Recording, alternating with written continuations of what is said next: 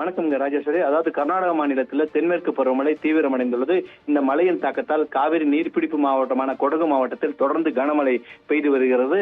இதன் காரணமாக கொடகு மாவட்டத்தில் ஹாரங்கி அணையிலிருந்து அதிக அளவு தண்ணீர் திறந்து விடப்படுகிறது.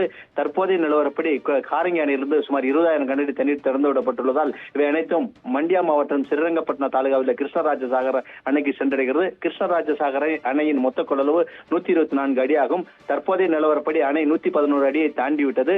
இதேபோல் மைசூர் அருகே உள்ள கபினி அணையில் நீர்மட்டம் 84 அடி ஆகும். தற்போது 83 அடி வரை நீர் உள்ளது.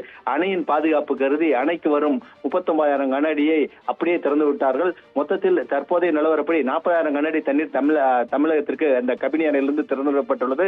கபினி அணையின் அருகே உள்ள நுகு அணையிலிருந்து சுமார் 5,000 கனஅடி தண்ணீர் திறந்து விடப்பட்டுள்ளது. மொத்தத்தில் அந்த நஞ்சன்கூடு இந்த தண்ணீர் விடப்பட்டுள்ள காரணமாக மைசூர் அருகே உள்ள நஞ்சன்கூடு நகரமே முழுவதுமே வெள்ளக்காடாக காட்சியளிக்கிறது. தற்போது அதாவது சுமார் 5 மணி நிலவரப்படி கபினி அணையிலிருந்து மொத்தம் கிருஷ்ணராஜசாகர் மற்றும் கபினி அணைகளிலிருந்து 50,651 கனஅடி தண்ணீர் தற்போது தமிழகத்துக்கு திறந்துவிடப்பட்டுள்ளது.